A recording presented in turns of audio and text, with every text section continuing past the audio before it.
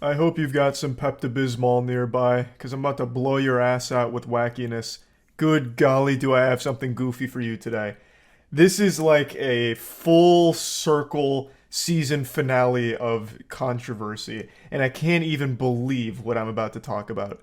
It all goes back 2 years ago when I made this video called I'm Mad. This video was the patient zero to an epidemic that led to multiple channels getting strikes for a very innocent video. That video was SpongeBob and Mickey Mouse mascots having a road rage incident. It was an old fake stunt that went viral a long time ago, so a ton of YouTubers had made videos joking about it and laughing at it, and all of those channels, including my own, ended up getting a strike in one giant sweeping plague. This was a couple years ago, and we all thought it was resolved, but today, it reared its ugly head yet again, with YouTube issuing yet another strike for the exact same video to another massive YouTube channel named Night Docs. Before I get into like the current situation, I'm just going to give the full lore breakdown surrounding this video because it may very well be one of the most forbidden videos on the platform at this point. The amount of people that have received a strike for this is outrageous. And just so we're all on the same page, a strike is a very big deal. A strike on YouTube is a huge, huge issue. So this is the biggest punishment YouTube can issue a creator. All over a fake road rage involving SpongeBob and Mickey Mouse. So yeah, I made a video on that road rage incident, just making jokes about it. It was 4 dudes in mascot costumes, one being SpongeBob, one being Mickey Mouse. Those were the real protagonists, and they were throwing hands with a guy on the street and beating him up just on the road while 2 guys were filming and laughing about it. And I was just making jokes about it, nothing crazy. There's nothing scary or terrifying or shocking happening. It's pretty clearly not real, I would think, but regardless, I received a full strike for it. And I was very upset. I was livid. And you could see it in the video. You could really feel the rage oozing out of every pore in my body. I was like Kratos. So I stomped my feet and I threw my temper tantrum with tears in my eyes and warm milk in my hands, and I made a big stink because there was nothing wrong with that video. It was taken down for being like disturbing content, but there's no violence in there, not real violence. There's no blood, there's no bruising because it's all fake. It's a silly, stupid stunt. You had SpongeBob and Mickey Mouse and the Dirty Boys in their mascot costume pretending to beat up a man on the street. It was just a goofy thing, not real. And it got taken down for being too disturbing to even be left up on YouTube. It was too graphic to even get an age restriction.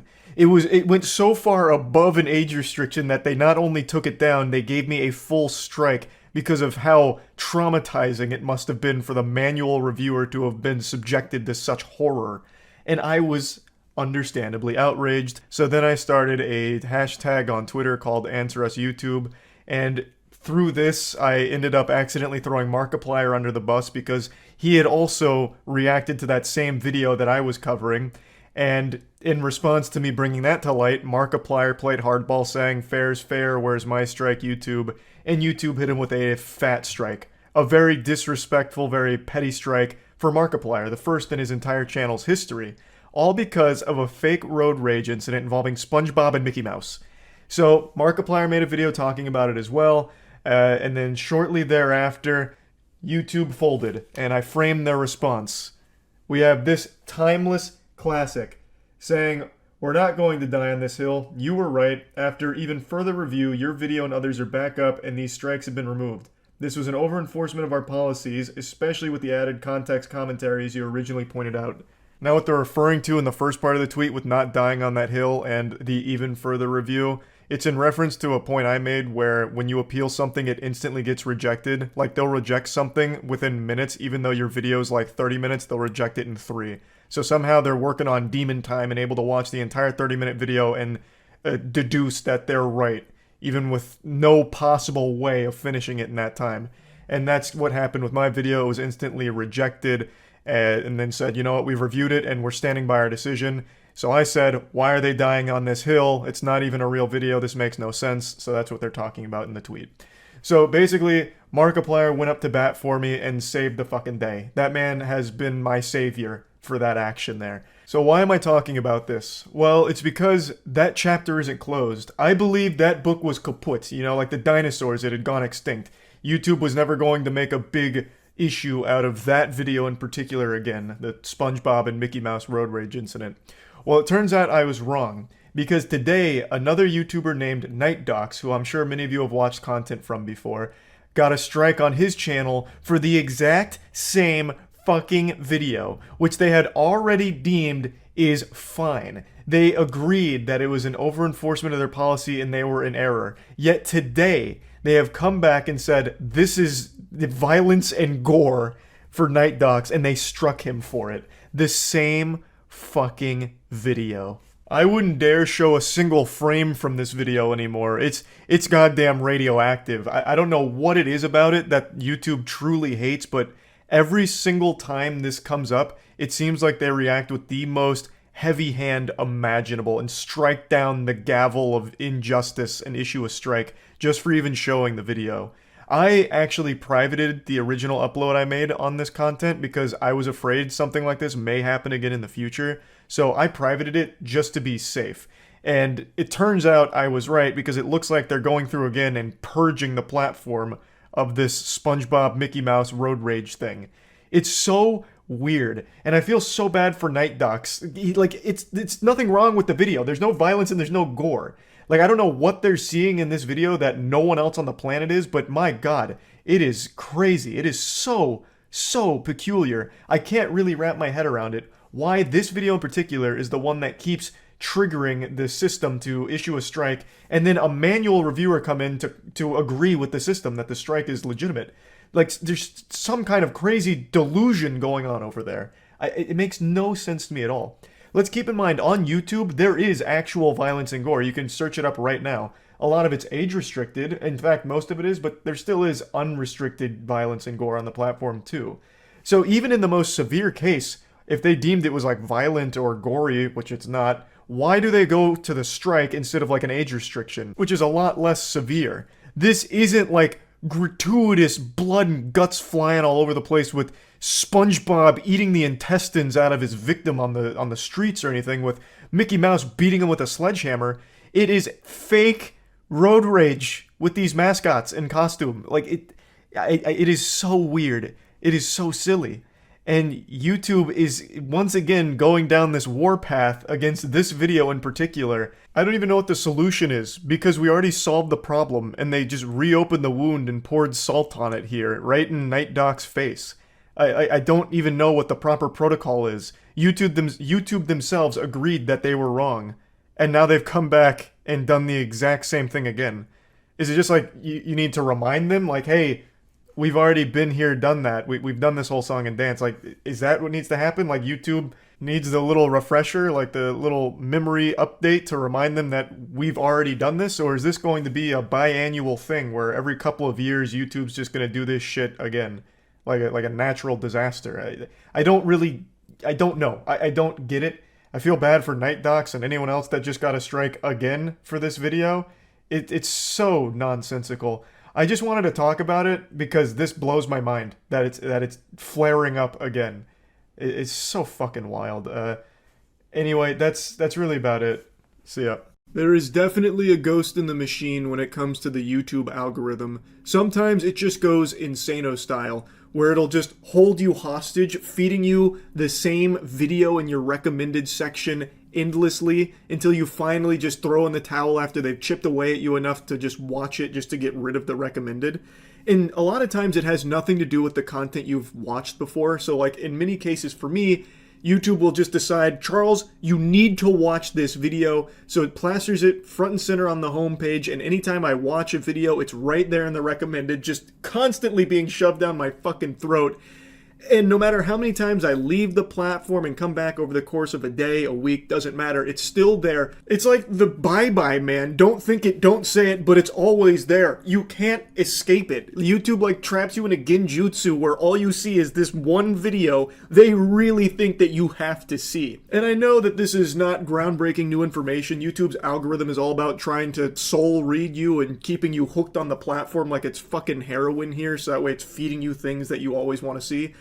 But in many cases, for me personally, a lot of what they are trying to serve me on the plate, like give me the spoonful telling me the airplane's coming in, is shit that I don't consume in the first place. And I don't know if something's changed internally at YouTube or if this is a common thing everyone else is experiencing as well, but I've been getting significantly more notifications to my phone telling me that channels I'm not subscribed to are uploading content that I'd never even watch in the first place. Like, it's types of content that I'm not an avid viewer of. So I've been getting notifications like YouTube grabbing me by the shoulders, shaking me like, Charlie, you've got to see this. Did you know Wiley Shitterman just uploaded a new disposable camera review?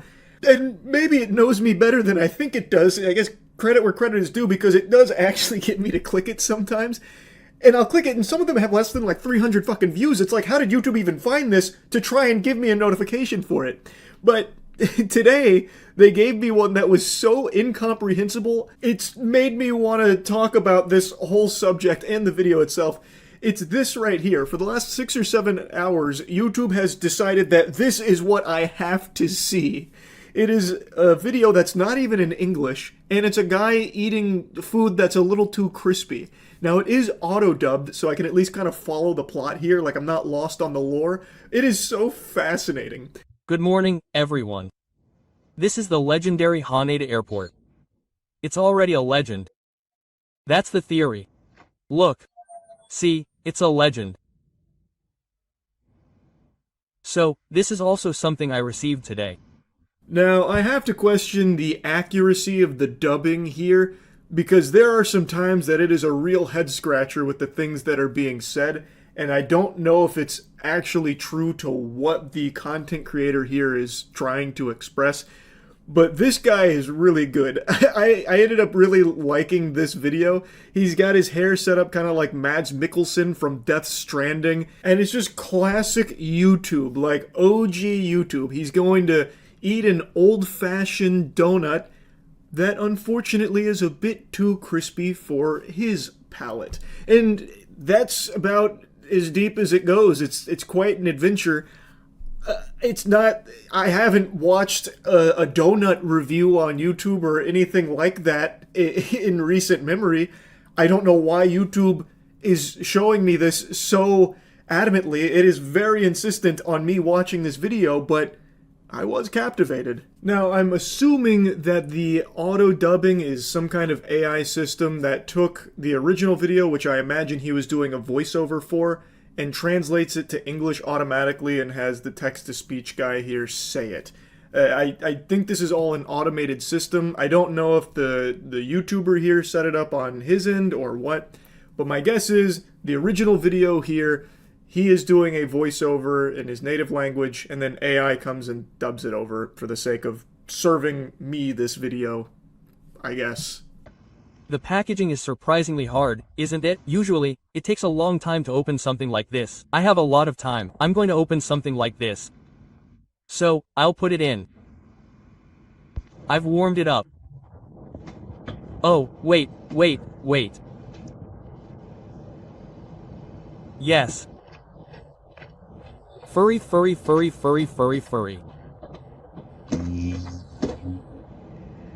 See what I mean with the dubbing feeling a bit odd? I don't think he was saying furry. That doesn't make a whole lot of sense. Why would he be saying furry while busting out the moves like this? The guy is grooving here. He's hitting like a full-blown routine. I don't think he'd just be saying the word furry over and over again. I have to imagine he was singing something that the dubbing couldn't quite make sense of, and for some reason it defaulted to just saying furry over and over again. Or, I could be very wrong, and maybe this is like a viral dance, the furry dance, that I just don't know. It is entirely possible. I'm 30 years old. Maybe this one's just slid under my radar here. The only dances I know are fucking whippin' nay and crank that soldier boy. Today's frilly down is a little too rushed. It's too rushed. It's trying too hard to get the results. It's already showing too much. It's already showing. I can't tell. It could be a little longer. But what are you talking about? It is so fascinating because it it feels like the auto-dubbing robot is having an argument with itself, like it's full-blown malfunctioning here and it's starting to question its own existence. I don't know. This shit might even pass the Turing test because it seems like it's gaining sentience. Here we go. Let's eat. Like this, a couple. Oh. Oh. It tastes like something I've never had before. It tastes like something I've never had before. Yeah, what's in this? Oh, the spices are quite unique. Yeah. Oh, this is that. It's worth eating. Yeah. The auto-dubbing sounds like when you just spam talk to the same NPC in an MMO and they just keep saying the same voice lines over and over again really quickly. Like, it's weird because I have to imagine in the actual video, this is not even close to what he's saying. I don't think he's just repeating himself over and over again like that, just saying, yeah, what's in this? That's in this. That is that. Yeah, worth eating. Like, it sounds like TikTok NPC streamers or something. I don't think that the auto-dubbing did a great job here, but it's got me really interested in the video. Like, this is clearly not the old-fashioned donut. This is something else, and apparently it's quite delightful. He seems to be enjoying it. The auto-dubbing robot almost sounds like it's enjoying it too. Like, the umami is so powerful that even the auto-dubbing text-to-speech bot is fucking feeling the flavors. This is worth eating. This is, like, really spicy, but it's not like anything else. It's not like anything else. Yeah. It's a really pleasant spice. Especially the refreshing feeling you get after eating it. This. Oh, this is legendary. This is legendary. This is that. This is delicious. Well, saying it's delicious sounds a little cheap, but it's like something I've never had before because it's a spice that's new and innovative. Holy shit, a new spice? It's like discovering a new element on the periodic table. That's like a big deal. We need to check into this dish that he's consuming here, because a new spice, that's a game changer across the board right there. I feel like every spice has been fully explored, and if there's a breakthrough on the horizon, it's time we do some investigation. It's like a type of curry that's breaking new ground. And it's legendary. So after work, I came to Taba. This is an old-fashioned. I've always wanted to try this old-fashioned. This is a little bit off, but I have to go home early because I'm going to Sekigahara tomorrow. And by the way, I'm having Mitchell check something on YouTube right now, so I have to publish it. So now we move from our first chapter, the introduction here after it's hooked us into the plot, we now move to the old-fashioned donut. And he made a mention that Mitchell was checking something on YouTube, so he needed to publish this. I wonder if that's foreshadowing.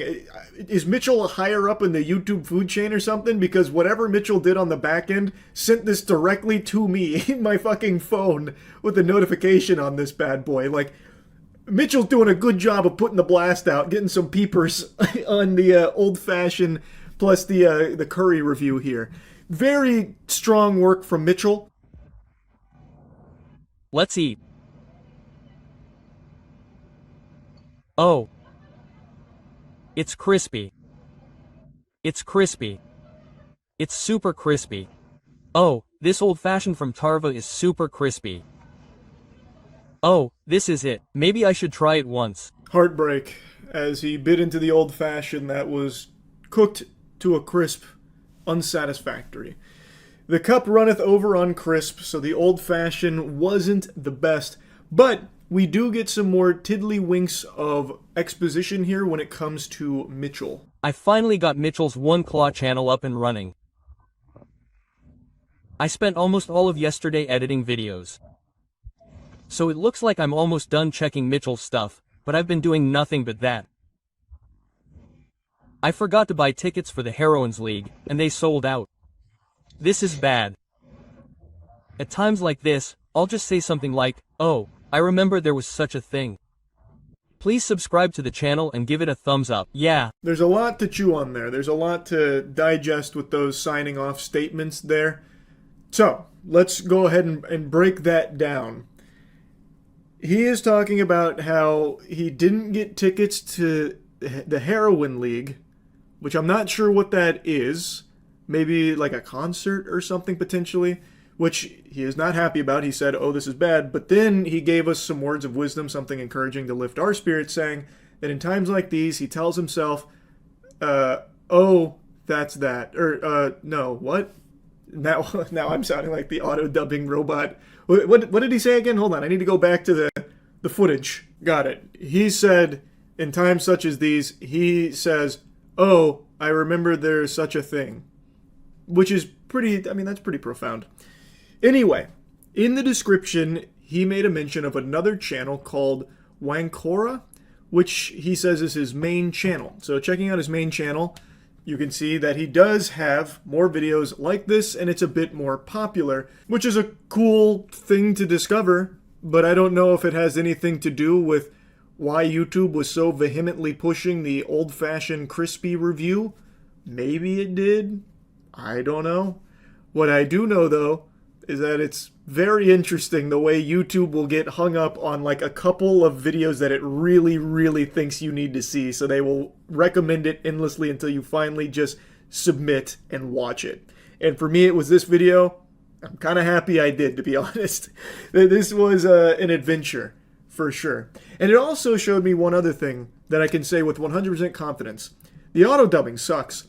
YouTube auto-dubbing is some dog shit. Like, there is no way the original video was this script. Like, there's no shot. That'd be absurd. So that whole program there needs a drastic overhaul. That shit is bad. That's about it, though. See ya. I found this earlier today. I think this is proof that there will never be a competitor to YouTube, at least not on the same scale. Let me show you a perfect example of how expensive and how difficult it must be to run a service like YouTube. This channel has 2 million videos. One channel, 2 million videos that range from a minute to 5 minutes. This is a single channel. There is no entity on the planet besides Google that can afford to host a platform like YouTube when you have maniacs like this using it. Is it run by AI or something? I got curious, so I did a little deep dive. So what he does is he records 4 or 5 intros, like portrait mode, and then here, let me, instead of tell you, let me show you. This video will quickly show you a technical question as well as possible solutions. I hope you subscribe and like, because that would really help me and my family. And I hope you enjoy the video. God bless. So every video starts with some variation of that. Hey, nice to see you. This video you're about to watch has a question, a technical question, as well as a possible solution. And he has like 5 stock videos where he says different variations of that, and then takes like a Google suggested question and just like a generated answer. So made for maximum efficiency. So any video you click on is going to have some intro like that to kind of give the illusion that he was making this like himself as opposed to just AI dumping. Though I don't think it's AI dumping either. I think it's just a mass upload of just procedurally generated videos. Yep. 2 million videos like that. 2 million. And I decided to look up his stats because I was curious. So on Social Blade, he gets about 1 million views a month. So 2 million uploads. He has 25 million total views at about 1 million views a month. The server space he alone would occupy on a startup would be enough to sink it into eternal bankruptcy. Because he is just flooding it. How old are those intro clips? I didn't go too far back, but he's used them for the last 2 weeks. Here, let's go back a little further. Jesus Christ, we're still in 7 days. Because you can tell they're all on the same day because he still has that cut on his lip. So it's not like he actually records any new ones. He just keeps recycling the same like 3 or 4. I actually didn't look at what his most viewed video is. Let's see. But yeah, I'm pretty sure someone in chat nailed it. It's a bot that registers like Stack Overflow or something. So like these questions and shit, all of it, just bot. His most viewed video is 2 years ago, 109,000 views. Subscribe and he still has the cut on his lip 2 years ago. He's been using the same fucking ones every single time. This is a YouTube money laundering technique, man. That fucking phrase has lost all meaning. This is not money laundering. This is zero money everywhere for this channel. Even at 1 million views a month, he is making at most probably about $800 to $900 because the videos are so short, so he's not getting a ton from them because they stay in that like 1 to 5 on the upper echelon ballpark. But I guess it's for zero work too, since it's all a bot that does it for him, I'm pretty sure. So I guess it's $800 to $900 for doing fucking nothing. This is just one channel, by the way. Like, that is so wild to me. Like, the fact YouTube doesn't just shut him down. Like, I feel like they could shut him down and it'd be such a defensible position. Like, this guy uploads 55 videos a day of just bot-generated content because he is losing us 25 grand a year in server costs just from him. Or a month in server costs just from him. It's 75,000 a month. Oh, no, I don't think it's 75,000, right? Wouldn't it be? I think it'd be 1,700. I think you went a little too hard. I think it's 1,700 a month.